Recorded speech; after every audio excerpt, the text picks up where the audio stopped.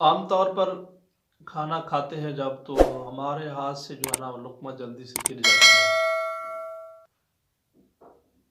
تو اس طرح کے حوالے سے حضور صلی اللہ علیہ وسلم کی ایک حدیث مبارک ہے۔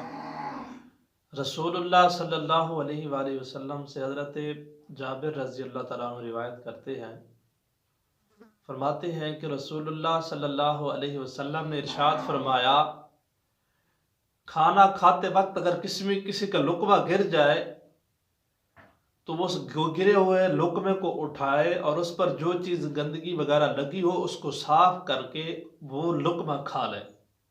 یہ حضرت جابر رضی اللہ تعالیٰ عنہ روایت کرتے ہیں، اور وہ لقمہ شیطان کے لیے نہ چھوڑے۔ دیکھیں حضور نے کتنی سادگی سکھائی ہے اور کتنی اس کھانے کے متعلق، طعام کے متعلق اہمیت بتلائی ہے کہ اللہ نے تمہیں رزق دیا ہے، اپنے خزانے میں سے تمہیں عطا کیا ہے،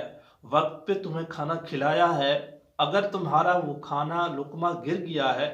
تو لقمہ جو گرا ہے تو اس کو صاف کر کے اچھی طرح سے وہ بھی کھا لو، شیطان کے لیے اس کو نہ چھوڑو۔ جیسے میں پہلے عرض کر چکا ہوں کہ اس کو چھوڑنا ایک تو تکبر کی علامت ہوتی ہے، اور دوسرا اللہ تعالیٰ کے عطا کی ہوئے رزق کی ناقدری ہوتی ہے۔ تو ہمیں تکبر میں بھی نہیں پڑنا چاہیے اور اللہ کے عطا کی ہوئے رزق کی ناقدری بھی نہیں کرنی چاہیے، اور اس لقمے کو صاف کر کے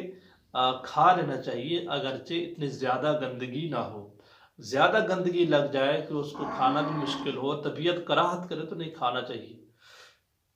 اسی طرح کے ایک اور مضمون اور ایک اور مفہوم کے ساتھ بھی حدیث ترمذی شریف میں منقول ہے۔ حضرت یہ جو روایت ہے حضرت انس رضی اللہ تعالی عنہ سے روایت ہے، فرماتے ہیں کہ رسول اللہ صلی اللہ علیہ وسلم نے ارشاد فرمایا کہ کھانا کھاتے وقت اگر کسی کا لقمہ ہاتھ سے گر جائے تو اسے چاہیے کہ وہ لقمہ صاف کر کے اس پر جو گندگی وغیرہ لگی اس کو صاف کر کے، یعنی کہ مٹی دھوڑ وغیرہ یا کچھ چیز ایسی جو